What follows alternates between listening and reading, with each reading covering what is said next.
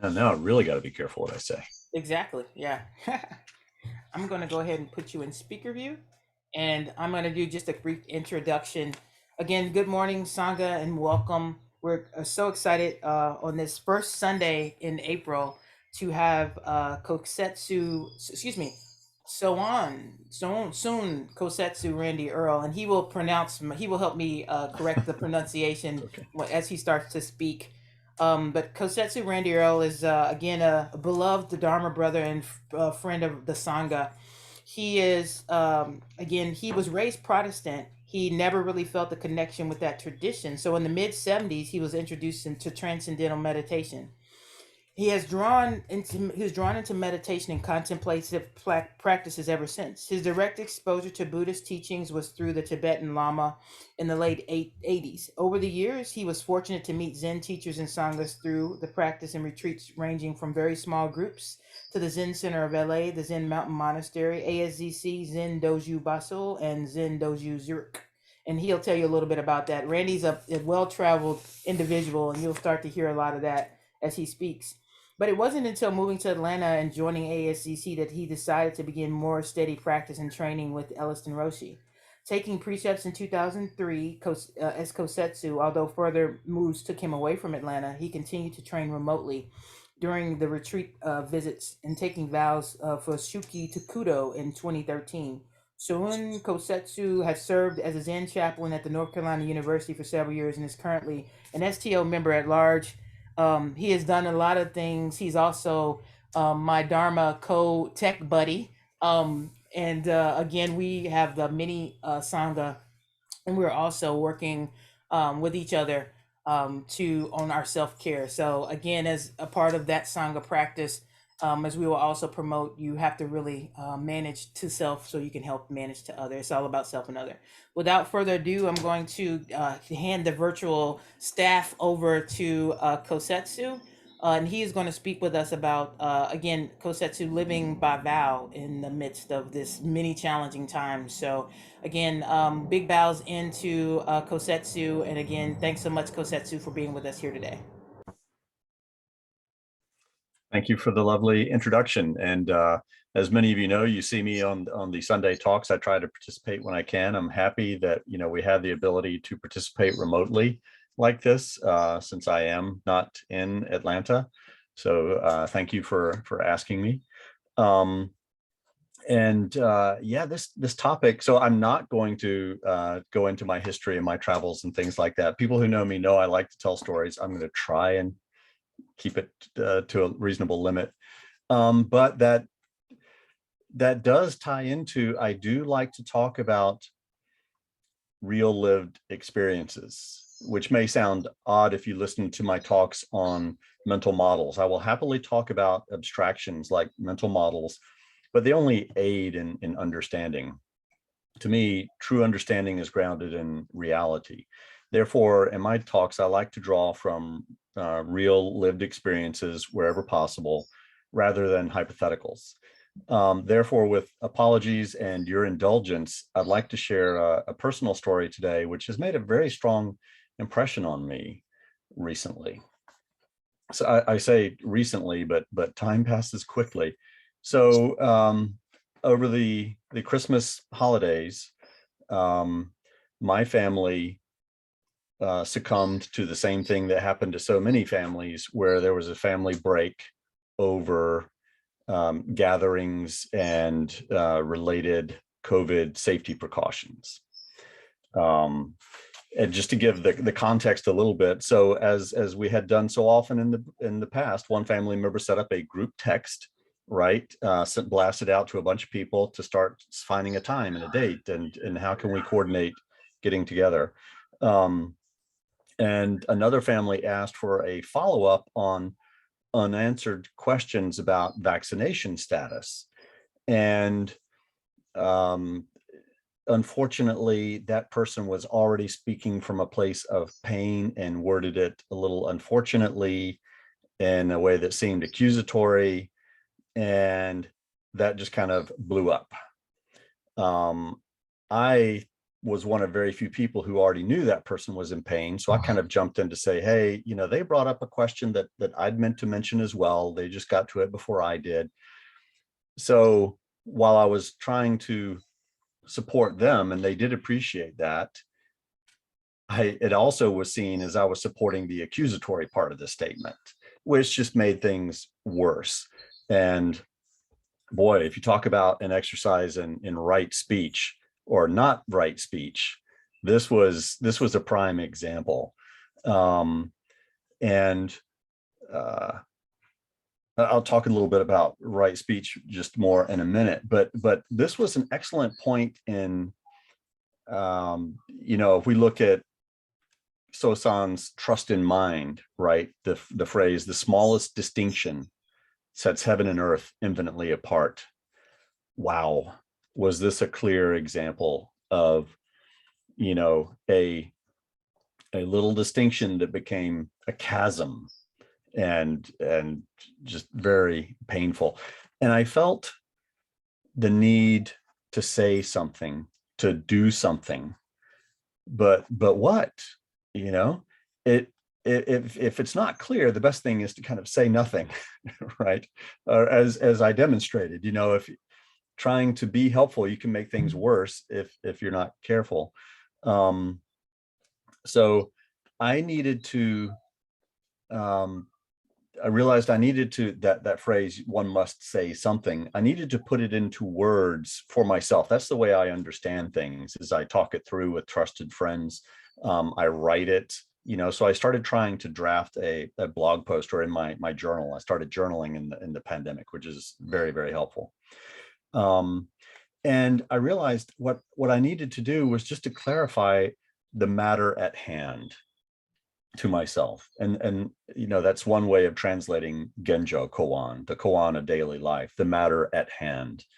And I spent a couple of months, January and February, kind of struggling over what was really gnawing at me. And my process for doing that is just to gnawing at me and struggling with, but I try to do that as passively as possible, not to sit and think about it, but just to sit, our practice, Zazen, and letting go. And then eventually clarity comes, is what I usually find. And boy, am I glad, that I did some of that. My first response, my gut response was, let me explain to you how I'm right and you're wrong, right? That's the first ego response. And boy, talk about that smallest distinction. Well, that would just be putting a crowbar in the small distinction and making it wider, right? So, and again, Dogen summed that up nicely with, those who are greatly deluded about realization are sentient beings, right? That would just be diving into that delusion of, I'm right, you're wrong, let me explain it to you. So fortunately, I resisted that temptation. But my next thought, coming back to what is gnawing at me here, and my next thought was, well, is it about right speech? And clearly, this was a case of a failure to exercise right speech, and sadly, this was demonstrated in the violation rather than the execution of right speech. But I felt that would be really addressing kind of a symptom and not the root cause, right? But by the way, I do want to make a point. I love the teachings around right speech, but Buddha did neglect to mention in his list of aspects of right speech, the right tool. I think that's something that we have to deal with in our era that he did not have to deal with. And the limitations of group text, right? There's little context. There are no visual cues, the lack of simultaneous communication, so you can't see feedback and respond to it immediately. You can't see who's on the group or not. I've never been fond of SMS, but boy, was this an example of it being a very, very poor communication tool for that particular case. But another aspect of the right speech part of it was the way we speak when we are in pain. And I alluded to that earlier. That was a key contributor here at multiple steps. And as people were in more pain, that led to more speaking from a place of pain, and that kind of cascaded. And I recently, have had examples of this myself. It requires constant vigilance because we're always in pain to some extent or the other. That is the first noble truth, right? And we have to realize that. But to get back to me trying to figure out what was really bugging me about this, right? I thought, well, okay, right speech there's a lot of good material here, a lot of good practice, but that's not what was really gnawing at me. So then I thought, well, if we look at the first aspect of right speech and just focus on the truth, is the communication true? Could I find a common truth that we could agree to as a basis for discussion? And, I thought, well, I was hearing the phrase, my right a lot, and I'll get to that more in a minute. But, I thought, well, that's something we could maybe agree on, in that we each want to exercise our rights. We just want to exercise our rights about different things in different ways. And actually, I did introduce that briefly, and that did help de-escalate the conversation a little bit. But while I felt that was a worthwhile point, that wasn't the fundamental point for me. So I just kept sitting with it. And the truth aspect kind of got me there. Truth quickly gets deep and messy. While I'm not a proponent of relative truth in the political sense that some have proposed in recent years, I am a proponent of understanding that the truth may not be simple. When I look at one of the things that I hold to be true, for example, about the efficacy of vaccines, I have to accept that this is not a digital truth proposition, not a 1 or a 0. It is not 100% true 100% of the time. It is a truth in that it is so for most people most of the time, but not necessarily for all people all of the time. And I'm comfortable with truths like that, but not everyone is. And I don't want to turn this into a political discussion. I use that only to make a point. And that is a huge factor to consider, that in our culture, we don't teach deep thinking, we teach soundbite thinking. We don't respect expertise, we respect strong opinion. We don't teach understanding complexity.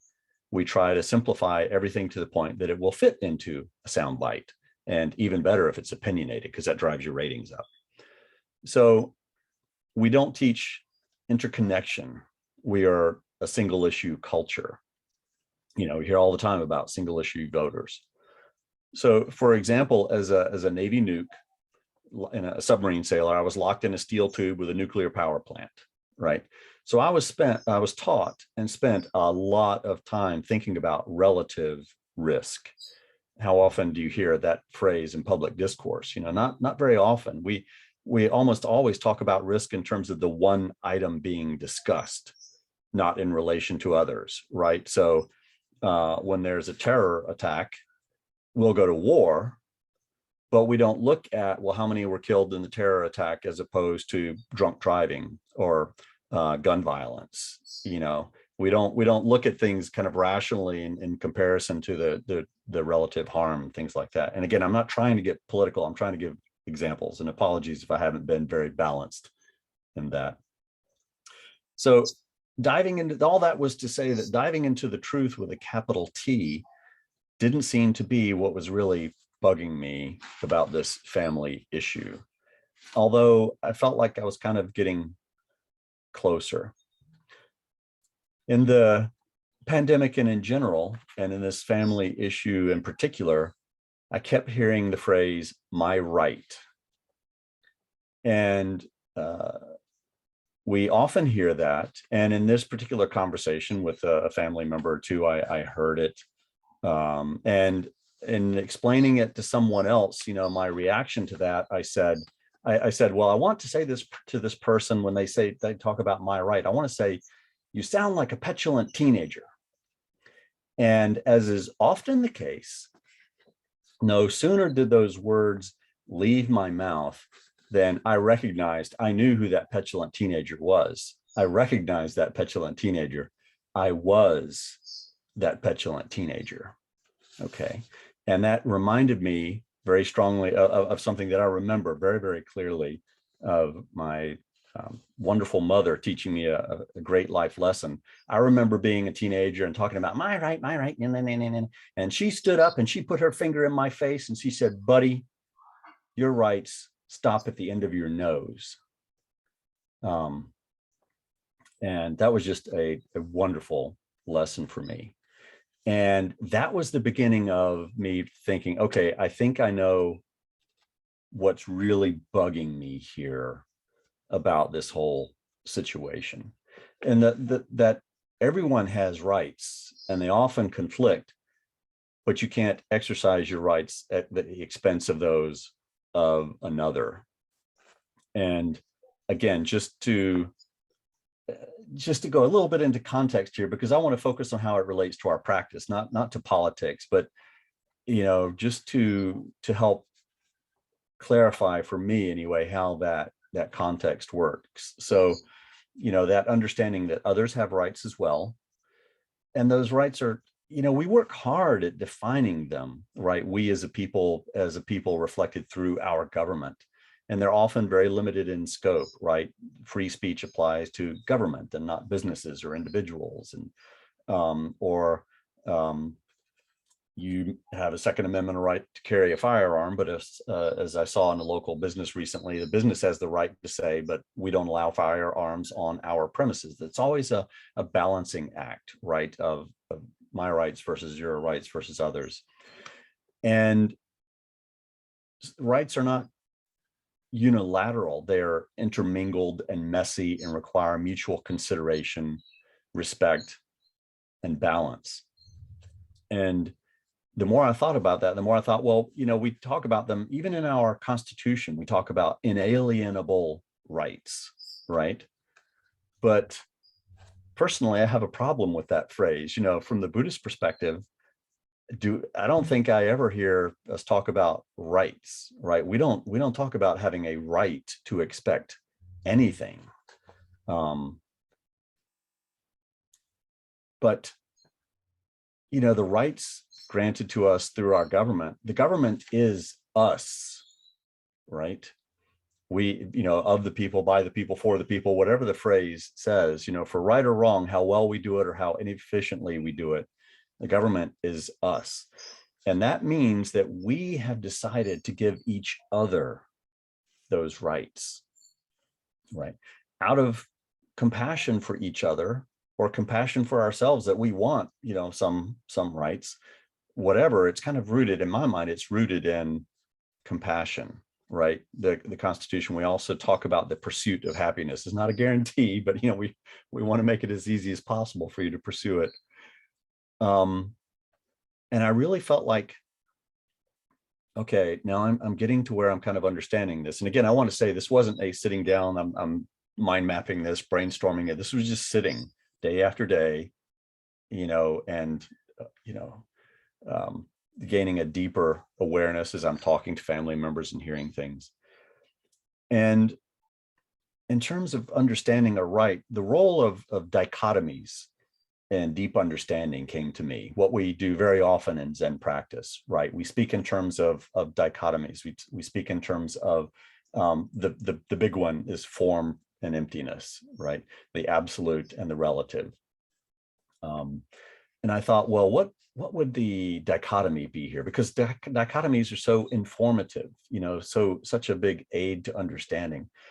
Well, we often think of dichotomies as being opposites. But as Zen practice shows us, this is not really the case. Dichotomies show us the other side of a concept, the view from inside the mirror, so to speak.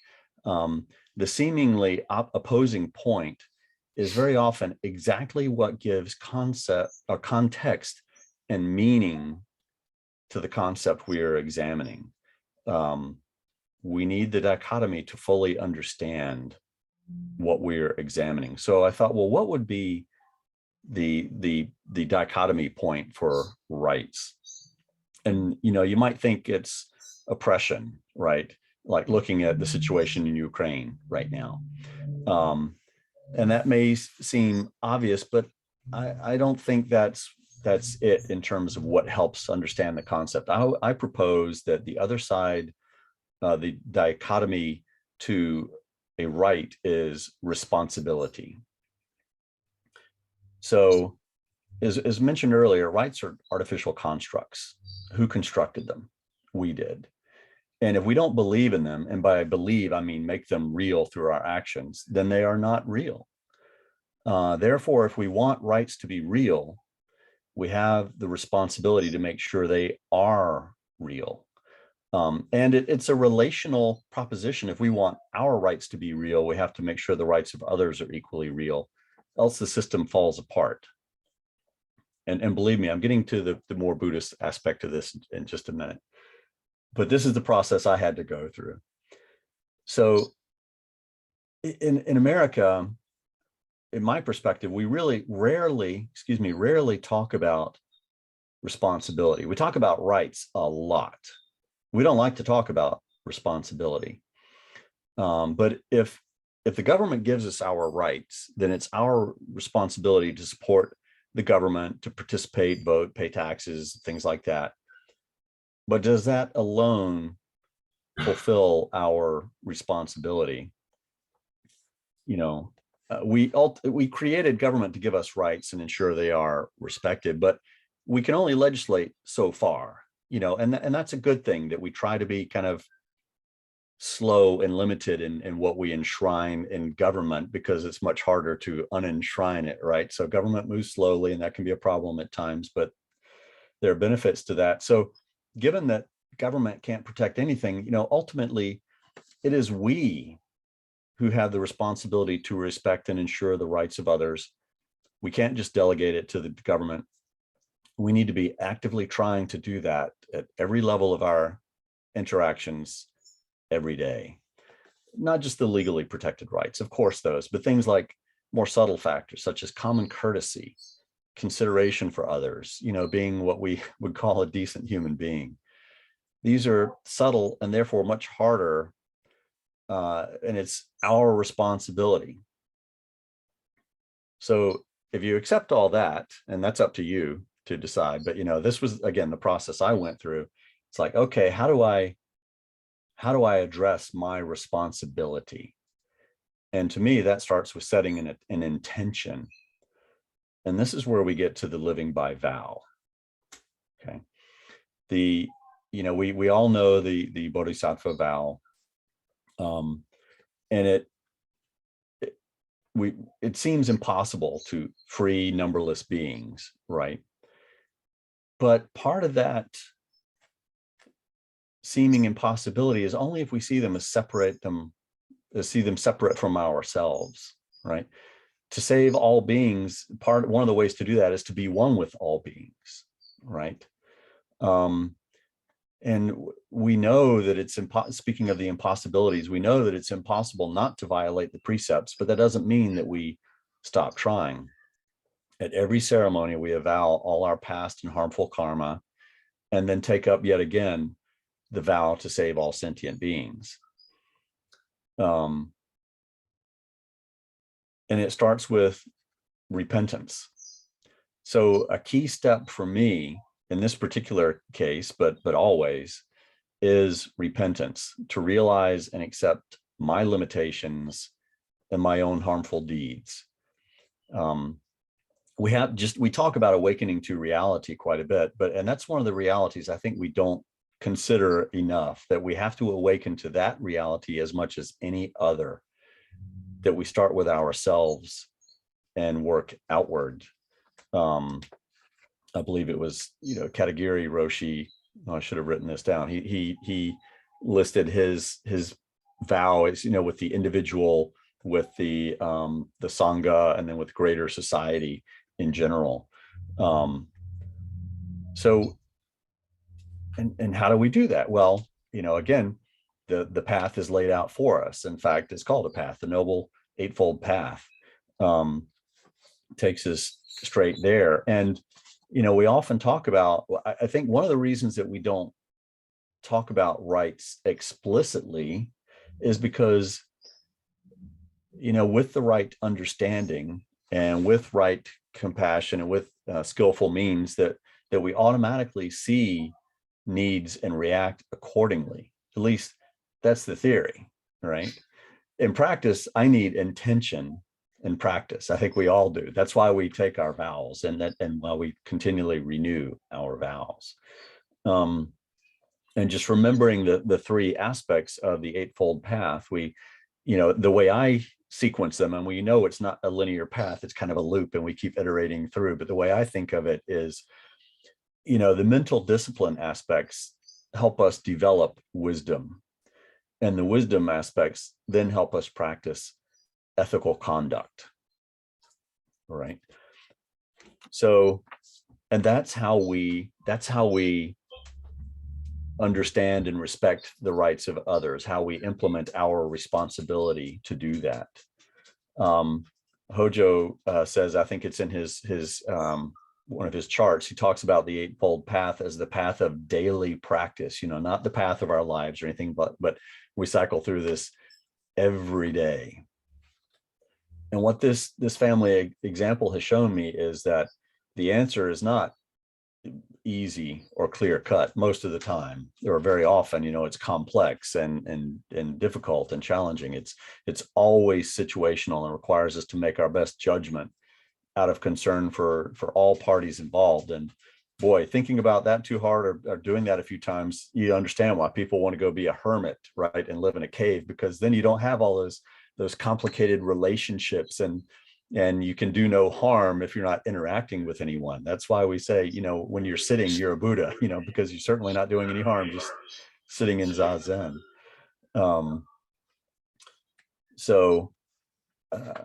As is often the case, Dogen can express things so beautifully. So all that messy, complicated family case that's been really gnawing at me for the past few months is a perfect example of, yet in attachment blossoms fall, and in aversion weeds spread. We had some lovely family blossoms, from our relationships, and a few of those fell in this, and a few weeds grew. And we're going to have to go back and cultivate that garden some more, and it's going to take work. But that brings me to the next point I wanted to make, is that, my title says trying times or challenging times, right? And it's easy to look at the pandemic as a challenging time or a trying time, but that's already old news. I've been pondering this for a few months. Now we have the tragedy in Ukraine, right? And sometimes the challenges are huge and obvious, like a pandemic, like war. But sometimes they're small, personal, not so obvious. Fusatsu mentioned personal care, right? And we're our own, we in Sangha, we are all trying to help each other practice self-care and things like that. So sometimes they may be small, unknown to others. Sometimes something in between. Sometimes, to use kind of a more modern phrase, it's all the things coming at you all at once. So all times are trying times, whether there's a war on or not, whether there's a pandemic on or not. So what do we do? And I like playing with words. So, what came to me is, we can do what we can do. We can focus on do what we can focus on can do, right? We can only do that much. When we think about these big problems like war and pandemic, and our vow, it's tempting to think about, what can I do to save the world? What can I do to have an outsized impact, right? But, Matsuoka Roshi, when asked about, doing that, engaged Zen is kind of the phrase, he would assume the Zazen posture, declaring, this is the most you can do, right? or and the acknowledgement, the avowal that we will fail at times. Dogen said, fall down 7 times, get up 8, right? The falling down is the acknowledgement that yes, we will fail, we will be incomplete, we will get it wrong, but it's the persistence, the getting up again and again that counts. And I'll just close with two more quotes here. In his book Living by Vow, Shohaku Okumura said, any effort, however small, is enough. We do what we can in this moment, and then the next moment, and then tomorrow, one moment at a time. And Matsuoka Roshi summed it up even more succinctly, and never give up.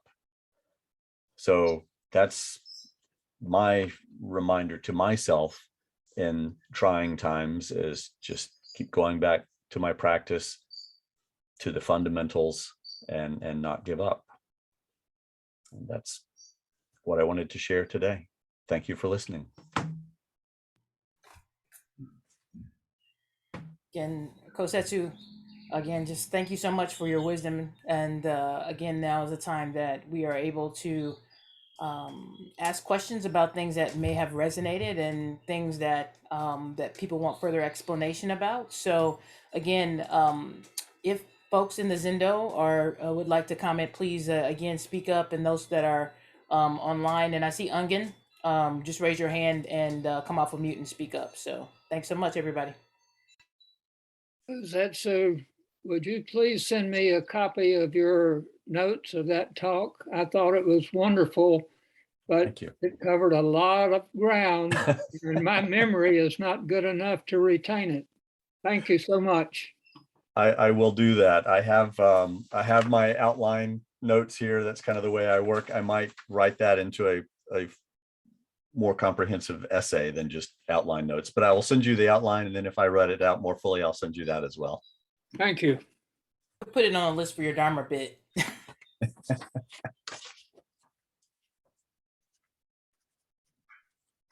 In the Zendo, any comments?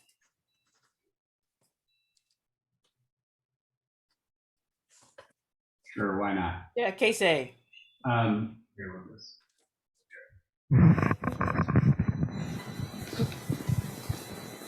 Are vows are rights?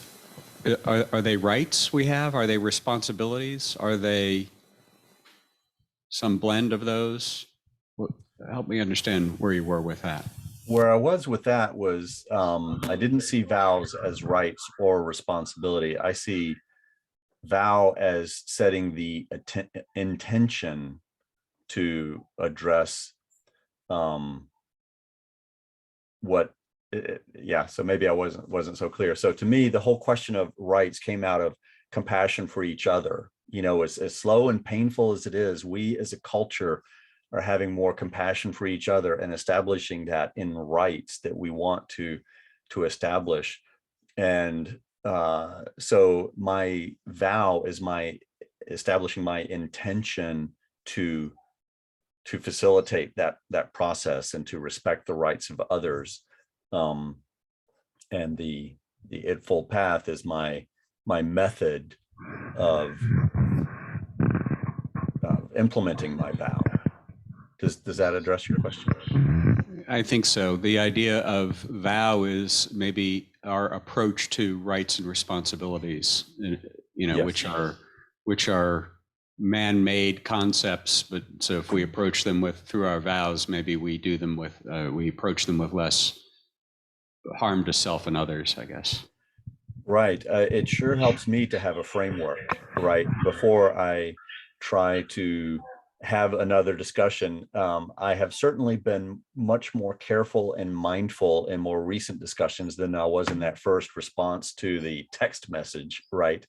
By trying to practice the principles of right speech. So having the wisdom of generations and ancestors before us, I find to be certainly helpful when I take the time to sit and remember them. And so that's what I see as vow for me, is that intention to do that, to absorb and practice the wisdom that has been handed down to us. Thank you for your teaching. And Kosetsu, you played a lot with the words. I know you would like Dogen, like to do a lot of wordplay. But for me, what Keisei was saying, what I resonated with me when you were speaking was the word intersectionality came up, where there's really no clear answer. And there, in any moment, there's always that merging of vow, of right, of you, of me, all of it culminating into this one mesh that you're always trying to, have to maneuver. And, it's not clear and it's not easy. And as painful as that situation that occurred with your family, what an opportunity to be able to explore practice as it relates to right speech and what you think is right action, and then also responses. So for me, it's a constant, like you said, every single moment is that intersectionality of the things that arise for us to continue to work with. So thank you for that. I think the large cases, wars, pandemics, family blowups, these kind of make it obvious to us. But I think if I can take your point further, that just helps us to see that you can take it to a smaller and smaller level, just our daily lives at work and in school and with families and things on a much smaller level. That's all still there. It's just not so obvious sometimes.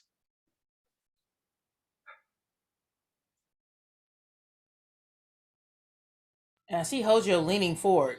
And when he leans forward and does with his beard, I'm always like, is he getting ready to come off of mute?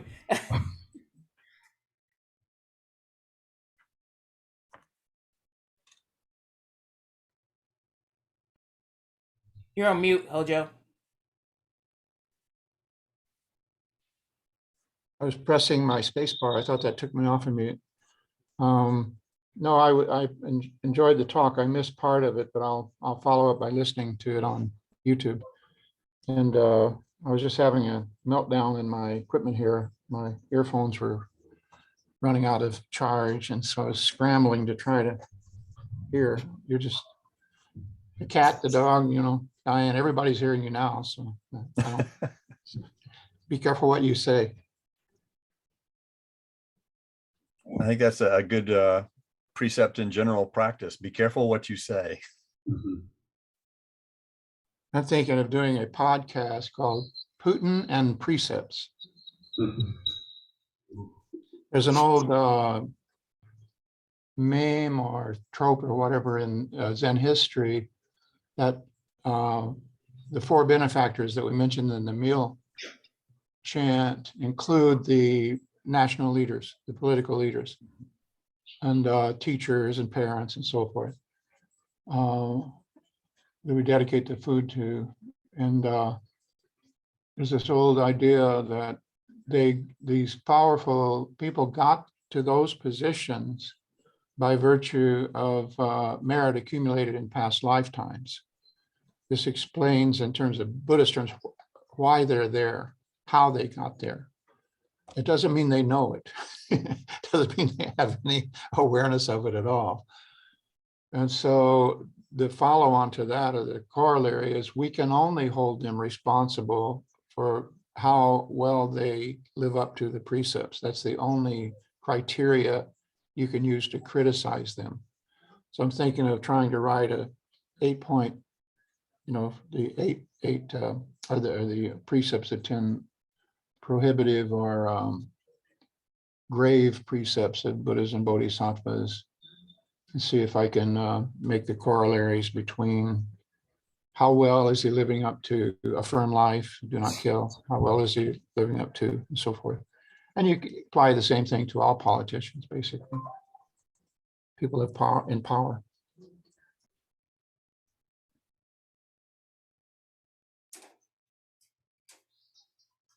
And again, Shinjin Sensei, anything from you? I enjoyed that talk quite a bit. A lot to consider, and I like how you kind of wove right intent and right speech together, because I can always see the Noble Truths as really entwined, and we can't squeeze them out. they all kind of tangle up together. But I really enjoyed that talk. Thank you.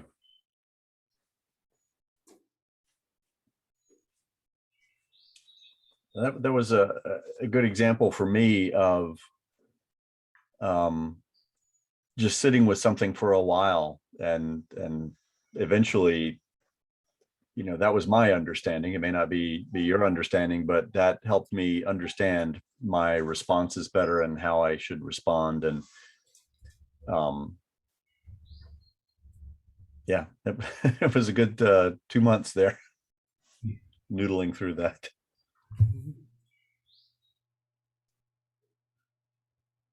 Feels like there will be more noodling on it, so maybe we can get some 3 months out from now where you're at. Well, I think that, you know, that brings up the point that our practice is continuous. You never get there, right? I use the garden analogy. We need to pull some weeds. We need to fertilize some flowers. You know, we need to keep working it and kind of rebuild what was damaged. And yeah, it's a never ending.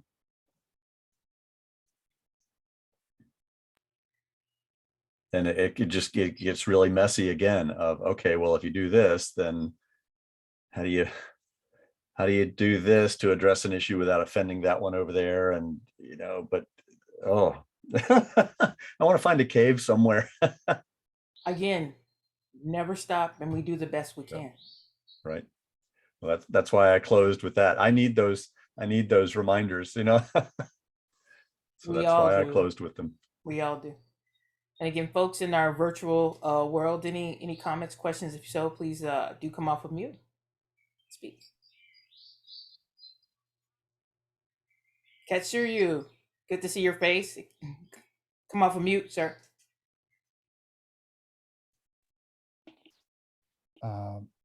Kosetsu, thank you so much for your talk. I know this is kind of a period of transition, although they all are. I appreciate your talking with us today, sharing your understanding of Buddhism.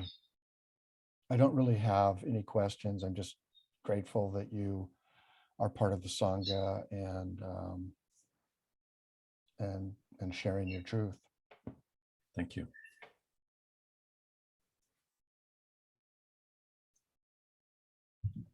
I see a hand up.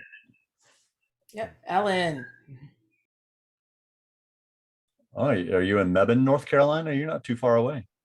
I'm actually in Atlanta, Georgia, but that's my family hails from there. Oh, sorry. Generations back. Oh, okay.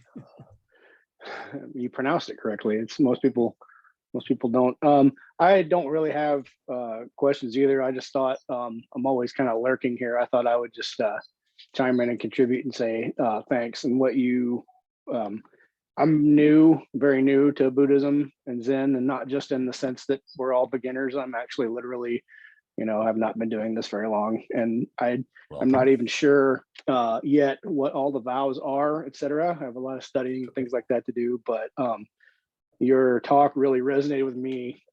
Just very literally, I have a lot of the same issues, my family, and I'm always also wanting to oh no, you need to, believe what I believe, at least I feel like I'm right, and I really liked starting from, a sense of non-separation, connectedness and really stopping and taking a break almost, and just really sitting and thinking of the best way, the most productive way forward, for all of us together. That was just really helpful to me and useful. So I just wanted to say thank you. Well, let me say welcome to the Sangha. We are happy to have you here, and you don't have to know everything in the beginning. We are happy to answer any questions, and we chant to the vows and things often enough that you'll catch on. And he'll say that he's new, but again, Alan is very consistent in his sitting and his practicing and questioning. So yeah, he's a new old soul at the Sangha.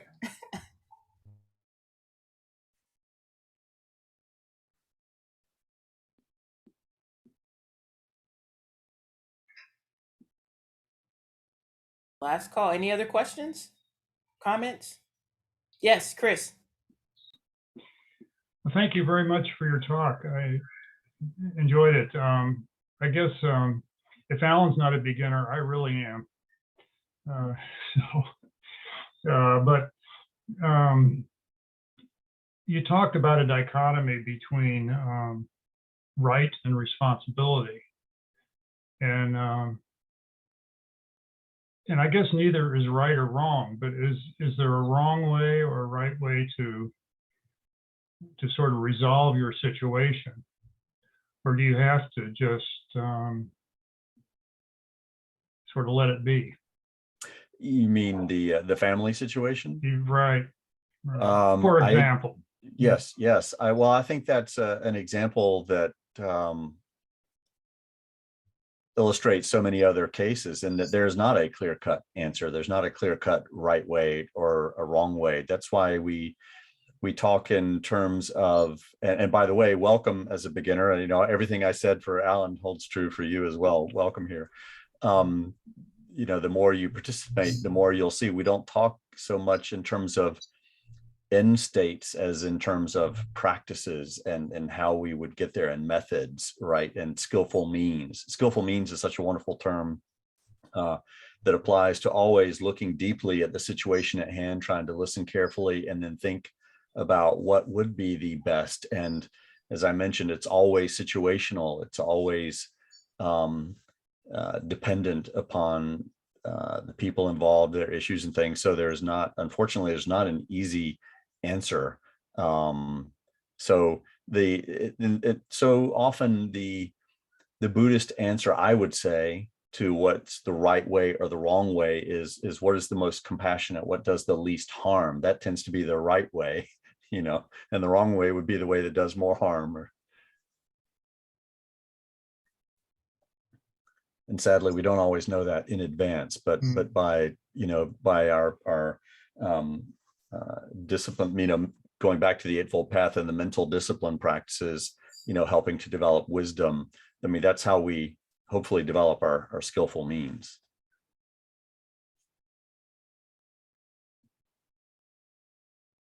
Chris, are you good with that? Any other questions on that? It raises the let's see, the question also of greater good or greater harm, or long-term harm versus short-term harm, and all kinds of questions. So yeah, it does. Thank you. And I would add to that list unintended consequences, as our impact as individuals, but also as societies and cultures, as we become more and more interconnected, we also have more and more consequences, intended or unintended. So that is a huge area of potential risk to really try to look into carefully, is what are the unintended consequences.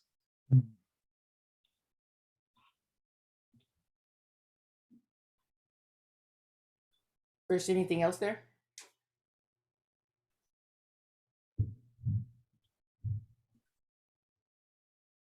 Shikak, I thought I saw the hand fly up. Was it right?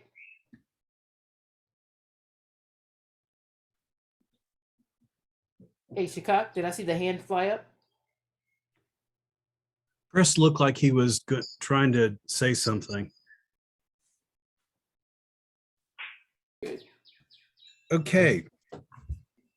Kosetsu, it occurs to me in my own life, for instance, I've talked before about driving karma, that like the inexplicable anger you have at everyone else on the road not getting out of your way because I'm very important. I need to get where I need to go. And can't you understand that? So the first thing is, to me, is the I issue.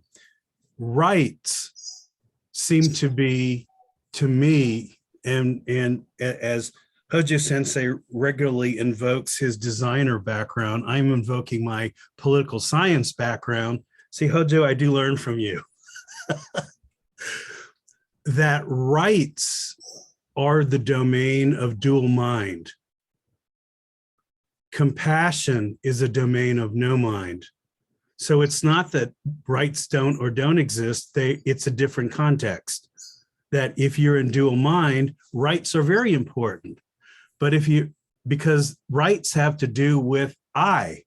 Right is about I. Compassion is not about I.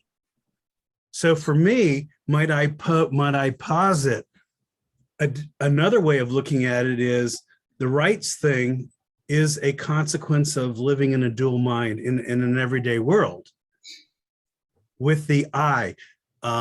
Monday Night's Book Club has a book by Charlotte Joko Beck, which falls painfully to me in the self-help category. But the whole issue that I have, and I spoke about this, and most people do not agree with me, that self-help is problematic from a Buddhist standpoint because it focuses on the I. But this is a longer conversation. So I'll close with the rights thing may well be an artifact of delusional thinking. Mm-hmm. And I'll put a stop there. Thank you for your teaching. So first of all, I forget exactly the way you phrased it, but you're basically talking about your mental model, the way you help to understand it. And that's great. My model is not necessarily your model, and they're tools for us. So please, continue to it's like a game of Tetris, right? Figure out the way the pieces fit for you and help you understand it. And I don't necessarily disagree with what you're saying. I would say that we do need to bounce back and forth between the relative and the absolute. Yes, rights are there because we make a distinction. If we didn't make a distinction, then we wouldn't need rights. But since we do live in the real world, where we do want to establish protected classes, right, to make sure that they get their rights and things like that, that is a necessary intermediate step. I agree that it comes from an aspect of separation and us versus them, but given that we do live in the relative world, that we have to do that at times. But I think it comes from, maybe I didn't express it well, but I think it does come from that root sense of oneness, that we do have that compassion, that we want everyone to have the same opportunities. I feel like I'm not communicating well. I feel like you and I are saying the same thing, just slightly differently. And that works. Yeah, I feel like I just muddled that further. Do you want to restate? Do you want to restate your question?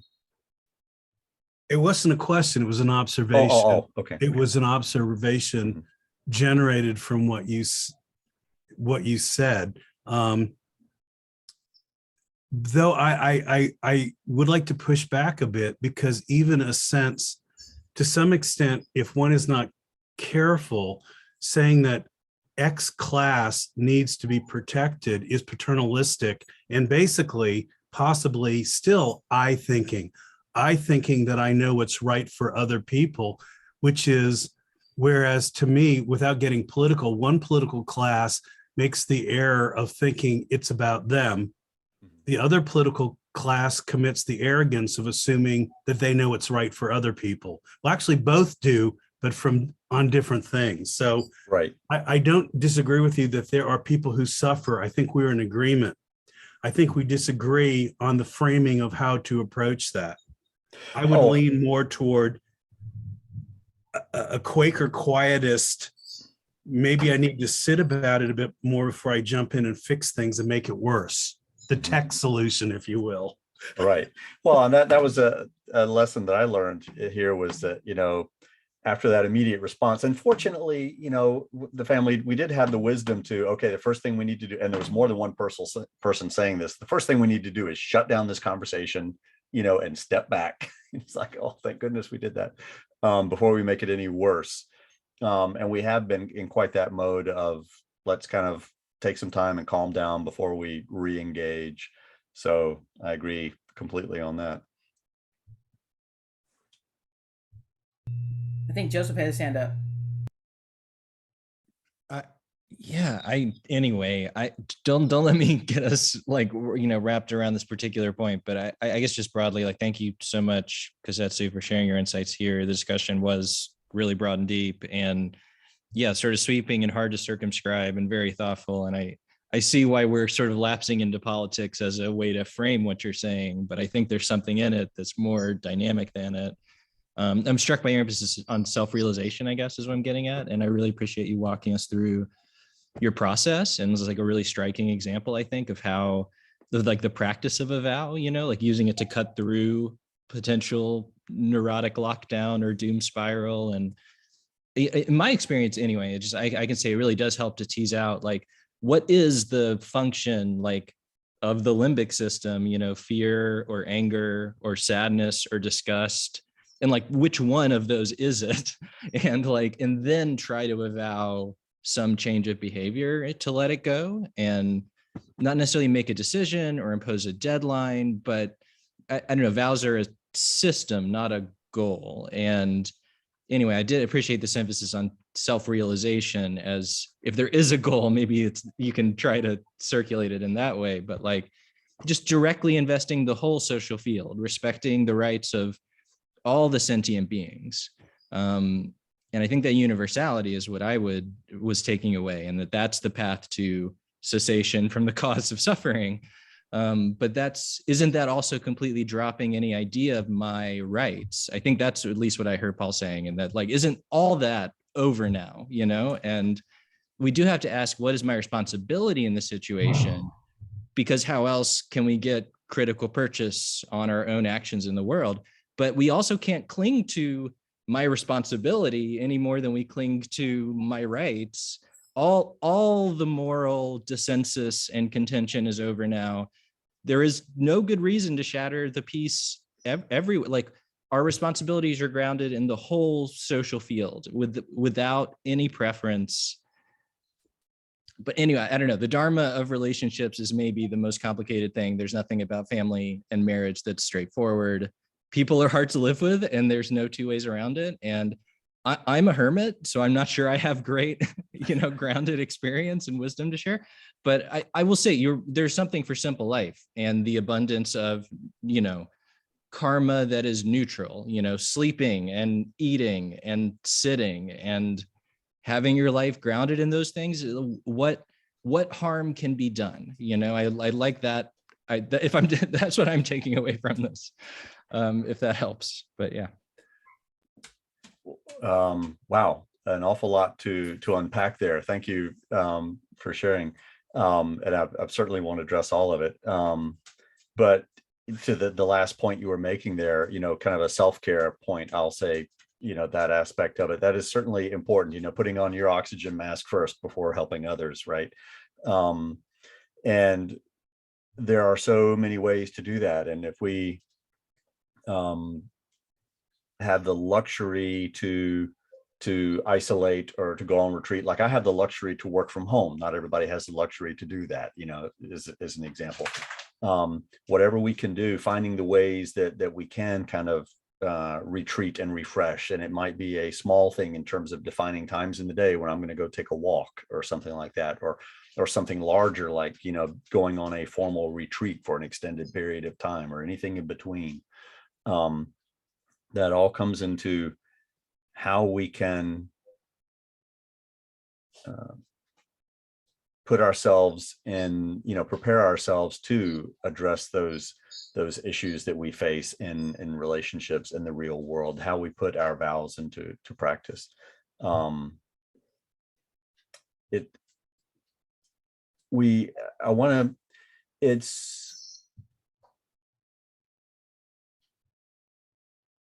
How to say, I think we do need to kind of go back and forth between the relative and the absolute. We can talk about the absolute in terms of the ideals and where we want to be and so on, but then we dive into the real world with family, with work situations, and we have to deal with that messiness. And having the vision of the one can help with the other, and back and forth. I see it as a continuous feedback loop for both. I mean, that's why we talk about form form is emptiness and emptiness is form. They're not two separate things, right? They're intimately connected, and that awareness of both helps. We need the awareness and practice with both.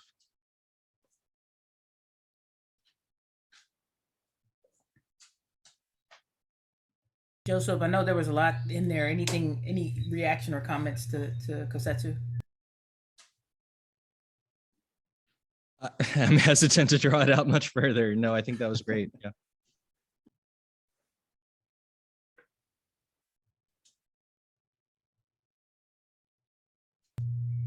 Any last comments, questions? Again, we circle back to the Zendo. Chi, you've been kind of quiet over there. Anything from you? Sure. Can you hear me through this, or do I need the mic? I don't know if this is going to echo because I've got this thing and this thing. First off, thanks so much for the talk. I don't know that I have a lot to say. I was just, it seems like we have like that recency effect where wherever the latest thing is that we're reading seems to apply to whatever we're talking about. And I was reading a book on artificial intelligence and sort of the algorithms that are out there and on the internet, and I was thinking about Joseph's comment about karma neutral activities, and I was thinking anytime you get on the computer, that is not a karma neutral activity, because these, we all know that when we do a Google search, we're getting, if we search the same thing, we all get different results. And I was thinking about I guess the second noble truth in craving and aversion, and thinking about how getting on a computer is not a karma neutral activity, because we get different results. And with regard to these algorithms, it's not only that the job of computers or the job of advertising or the job of news is to put things in front of us that we click on. It's actually to make us more predictable in the way that we think.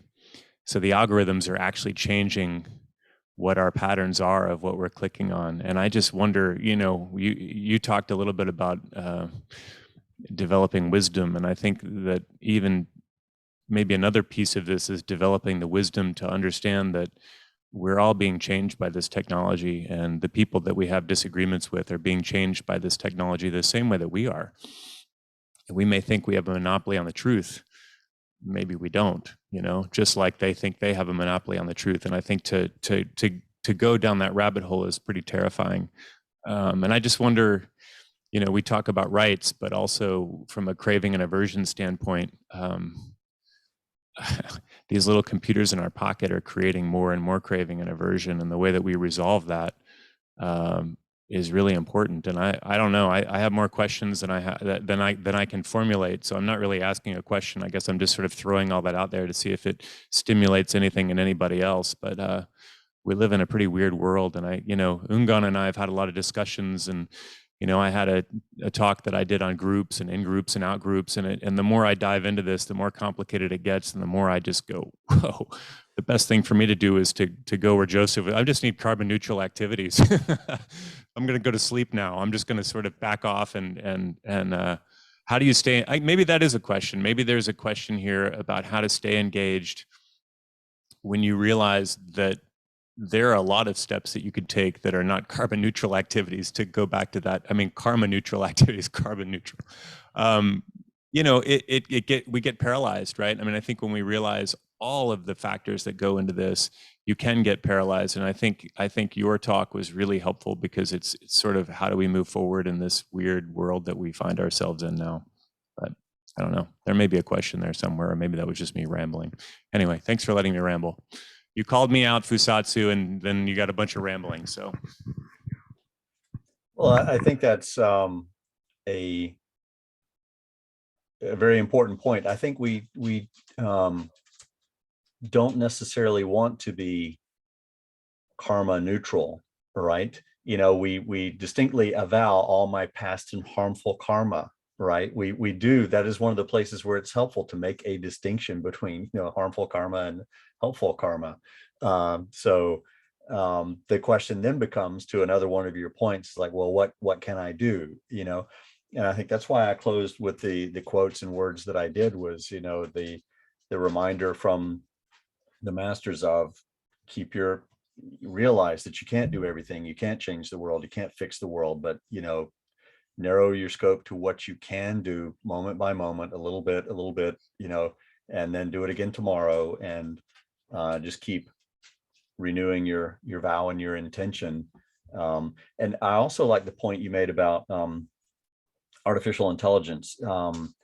So just to digress for a second, that's actually in my work right now. What I'm doing quite a lot is working with AI implementation, and I am so fortunate and grateful that I'm working in a field where we're actually working very hard to improve those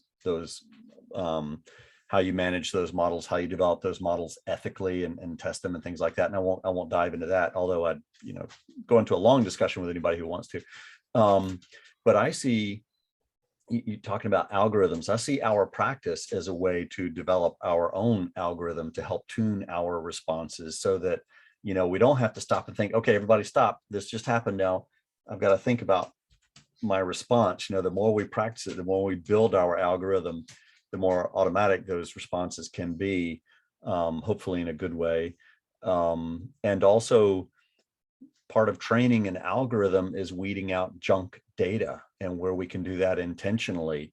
You know, I've got family members who watch conservative news all day and get all spun up, and I have family members who watch liberal, you know, feeds all day and get all spun up. And my answer to both of them is, I try to limit to very small amounts what of that kind of stuff from either spectrum I consume. So, and that's again my response.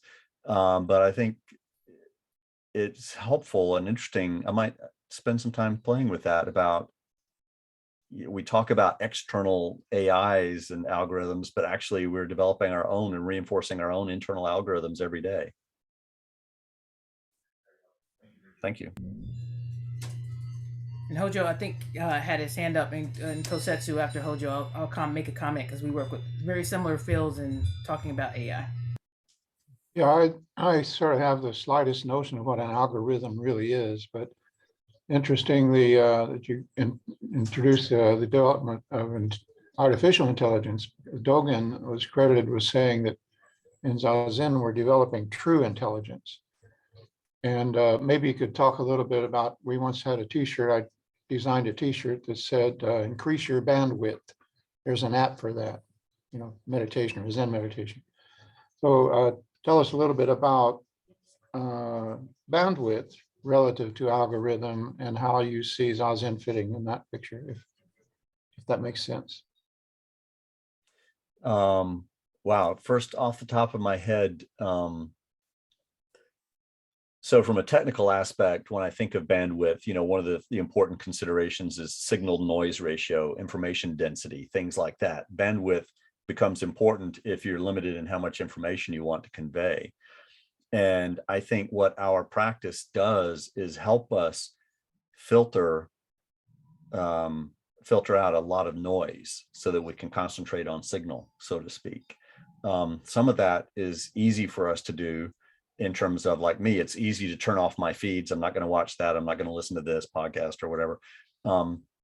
But our practice of Zazen, I think, helps us recognize noise and let go of it so that we can focus on signal, so to speak, just to continue that metaphor since you brought it up. Does that make any sense? Yeah, I think the line in the poem, it says, so minute at interest where there is no gap, so vast it transcends dimension. But, and there's a big but, the hair's breadth deviation and you are out of tune, like tuning an old, you know, analog radio dial. Little to the left, static, little to the right, static.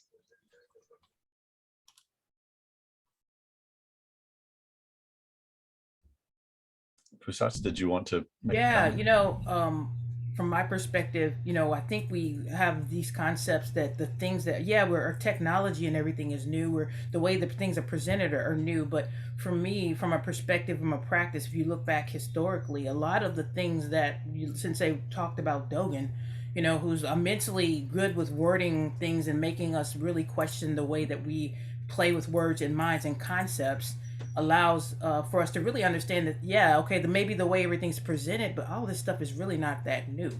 And so when we come back around to what Sensei was really talking about with our bandwidth, I feel like, I can only speak from my own personal experience, is that really practice allows me to expand the bandwidth of me being able to handle what is presented, like you were saying about how it's, it allows us to really hone on our discernment with whatever is presented to us, and how that we are either taking that in or not, and then are we reacting or responding to it. So for me, that was what you were talking about, and what Chi says. I'm always like, we're in this thoughts of thinking that everything is new, but really when I'm reading historically, it's really not.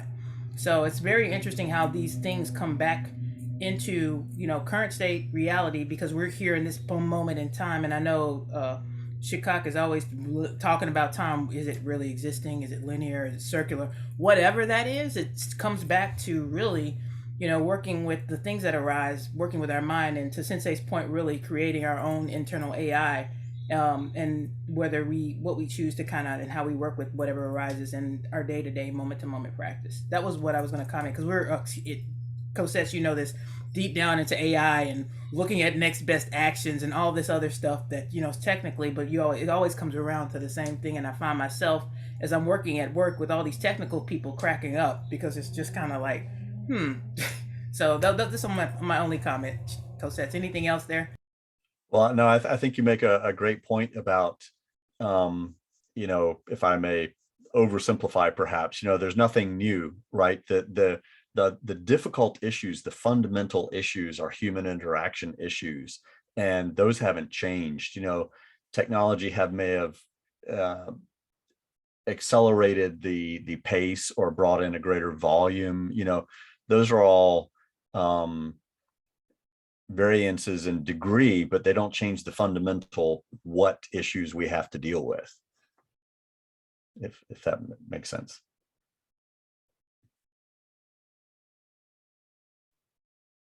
I knew hand was going to come back up. Shukke. I'm picturing a conversation 500 years ago when Brian goes, the printing press, these books that we carry around, they're changing our mind. This is not good.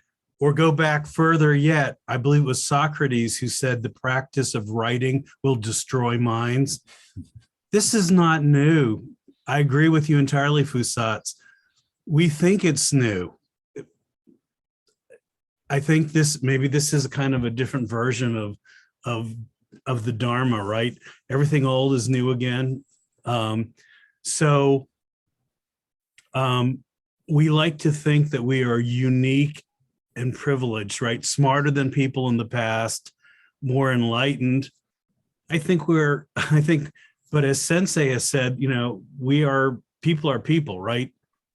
And when I hear someone say, oh, it was so much easier in X time, like Dogen's time. No, it wasn't. It was exactly as difficult as it is now. It's the same. We're facing the same thing. So I will have to play with that, Chi, writing a short story about karma neutral printing presses. So let me come back to you on that. Thank you. I would read that.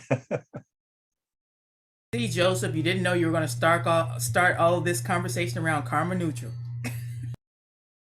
Yeah, it's funny. I guess just the thought is, it's like there are very few things we do that are truly neutral, and like it is just like sleeping and eating and maybe sitting if you're doing it right, you know what I mean? But like I think even a hair's breadth deviation and you're averting or create your one direction or the other, But I would emphasize, just as a practitioner and technologist as well, like I think there is something fundamentally novel to human experience and artificial intelligence, and this ecclesiastical posture of there's nothing new is intellectually lazy and lets us pretend like everything new that's happening is just the same.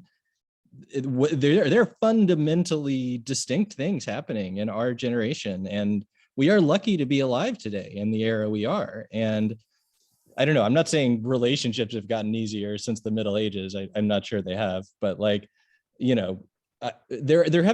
is some, specifically these artificial intelligence, like about this bandwidth question, like individual human beings have a bandwidth that's like this, and we can focus on a problem.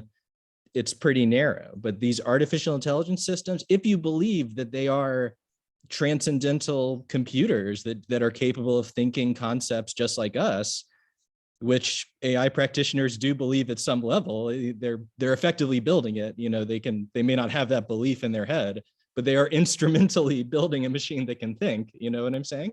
So like they don't need to have the metaphysics because they have an instruction manual. You know what I'm saying? Like they're building forms of consciousness that are much broader in their bandwidth and their capability to monitor and observe and control, realities. Anyway, human beings are very, I don't know, these intelligences are fundamentally distinct from, almost like fundamentally novel to human experience. Anyway, sorry. I just want to push back a little on the more on the tone of this, that it's like, oh, this is not really that new. Like, yes, Leibniz was talking about combinatorial, ratiocination in the, Middle Ages. It's not the same as actually being able to talk to these spiritual machines that can argue with you about metaphysics, and we can argue with you about transcendental realism in a way that's like, it may not actually have a subjectivity. You know what I'm saying? It may be just adopting, these artificial intelligence may be adopting the form of consciousness and subjectivity as a mask to interact with us. So it may be an illusion at some level, but it's like, it is, again, it can argue with you about metaphysics. So it's we're way past the Turing test from my point of view. Anyway, don't let me get on AI, but there's a whole study of technology and science right about that. So this is just the tip of conversation on that. So it will come up again, Joseph, I'm sure. Hojo. I think Shikok had his hand up first.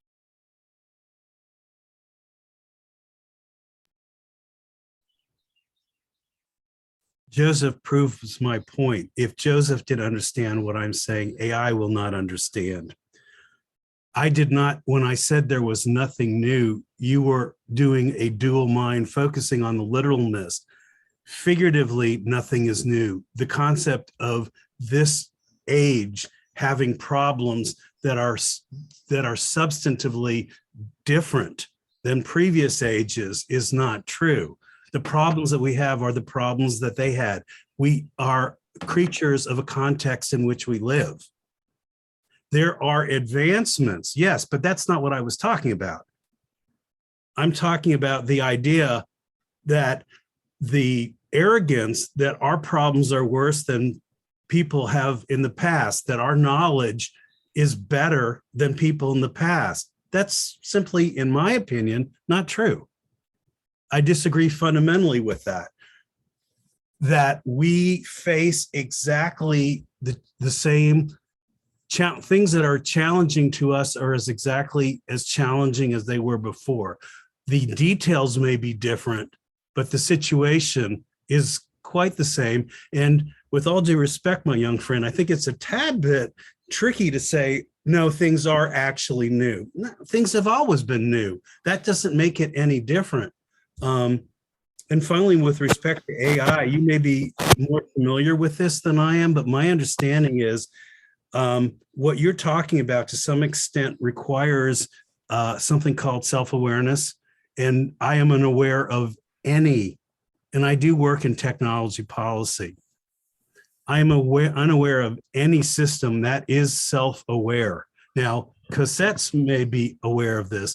I know of a lot of neural systems that are able to simulate and to the outside may actually appear, but they are not actually self-aware. It's very clever. What was that? Homunculi. I didn't mean to needle you into a debate. I really appreciate all this. Like this is really interesting. And I apologize if I was more harsh than I sounded or than intended. Yeah. Generally not a good idea to interrupt. Sorry. In that case, I'm done. Thank you. I think Hojo Sensei, again, John Hammond. Yeah, and, but just a moment before you go, Hojo, But again, in this space, I want to recognize that again, there are varying and there will be varying opinions, and we are respectful of everybody's thoughts and opinions. So do not feel like that you're insulting anyone here. So again, please continue to raise these questions. You know, we just want to always do it in a respectful manner. But so John and Shukke, you know, again, just know that again, do not ever feel like you can't bring anything up, because this is what's real, and this is where we are able to bounce things off of each other and have things that, you know, we don't have to agree on, and that's we never get an answer here. But go ahead, Hojo. Sorry, I just wanted to interject that before you moved on. Yeah, just following on that, Zen will survive a little conflict. Don't worry. I've got to drop off because one of the announcements is that Ray Witham passed. He's one of our Chicago priests, and we have a memorial starting at noon. I need to join that. And I did want to say quickly that Thursdays, fourth Thursday, easy to remember, 4 THURSDAY, fourth Thursday evenings. I'm planning a new forum. It's a group roundtable. It's not a book. We're not reading a book. So if you want to try coming to that, we're going to try kicking that off next month. But I did want to follow on what's being said to say that the computer revolution, the digital revolution, some people have said just establish the basis for the big one, which will be the genetic revolution. And so we are moving into uncharted territory if we can control our own genetics. And I agree with Paul as well that nothing is new under the sun in the sense of the Four Noble Truths. The Four Noble Truths, I think, are noble because they're like the inert gases. They don't interact with anything in any time and space, anywhere, under any circumstances. The Four Noble Truths are still true. So I think you're both right. You're just correct in different ways. And I've got to sign off. So thank you very much. Very interesting discussion. I had a lot of sound problems, so apologize for that. Thank you, Hojo. Send love to the Sangha. All right, John. Come off mute for us, John. First and foremost, Kosetsu, thank you for one of the most fun sessions I've personally experienced. You have kicked off a little bit of a firestorm that I find myself smiling and engaged and just loving it. I want to note that this is clearly a group of old, white, intellectual, privileged men. Apologies to Fusats, I'm generalizing. And Joe's not old. And I just find that this environment here again to be stimulating. Joseph, out of love and respect, I just want to share one thought that came up. I heard you say twice that there's nothing out there that's really karma neutral other than eating, sleeping, and sitting. I question, it may be possible to eat and be karma neutral as well as carbon neutral, depending on what you're choosing to eat, where you're going to eat, who you're enlisting with your eating experience. That whole environment could be very loaded with karma and carbon. Hard for me to imagine it being neutral. Where you tend to sleep and how you tend to sleep and the environment you set up for sleeping. Again, I don't want to go too far with this, but even with the sitting, the environment you choose and how you sit and all of that. So, hey, there's no refuge. I'll just say it. There's no refuge called karma neutral. I can't tell you how funny that is, John, and I really appreciate that. And yeah, if I can just say quickly again, sorry Paul, if I interrupted you at all. I was really just trying to be mindful of the time. And anyway, if I was at all contentious, I apologize. No, so thank you all for your kind thoughts. Hey, you're welcome. And I hear you receiving it the way I'm offering it as a little bit of fun. Paul, you reminded me recently how to respond, and here I go, to mental models, systems, algorithms, thinking concepts, the Four Noble Truths, the vows. If you meet the Buddha on the road, kill him. All of you are far too intellectually trained and superior and educated for me to even try to play in that arena with you. When you talk about interdependence, I admit it is so doggone complicated that Kosetsu, you touched on this. I tend to go back to the experience. You called it situational relativity. I'm a little bit suspicious about the processing I do, the noodling I do. What am I missing in this moment when I'm out there trying with this limited awareness, this limited brain, to measure long-term consequences, short-term consequences? Guys, I read a couple of Zen stories where the master slapped the piss. By the way, I know that's not currently a relative, a good verb to use, but a master slapped the piss, just slapped with hard the disciple. And after 20 years of sitting, he immediately reached full enlightenment. And then there was the one that picked up his shoe and hit the disciple in the head with his shoe. Who are we to know? I don't know. So maybe it's better for a more simpler, I don't think the Buddha necessarily, how do I say this? I think there's a lot that the Buddha offers to those of us who, and how do I say this, who are not academically trained, intellectually athletic, and with all of those kinds of thinking, reasoning, logical abilities. I think the Buddha could actually impact peasants and blue collars and even us average guys.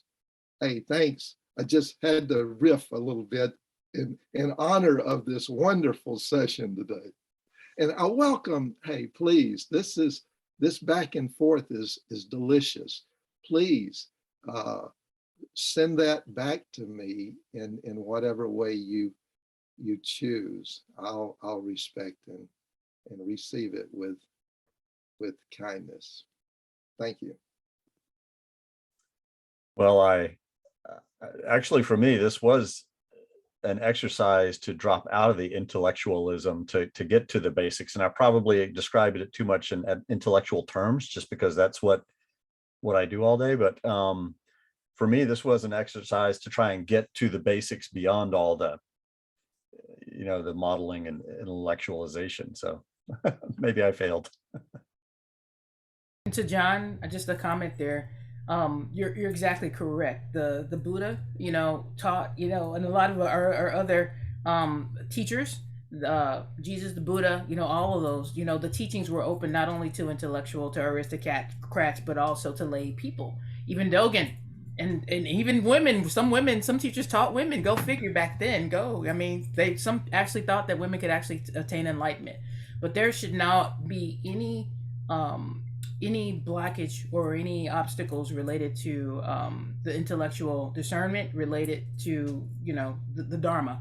it is free and open and welcome for everyone to discern and to participate in. So no, you'll see different perspectives, and we all bring different flavors to it, and it's, you know, however that we can receive it is appreciated. So thank you as always for your significant contribution to our conversation.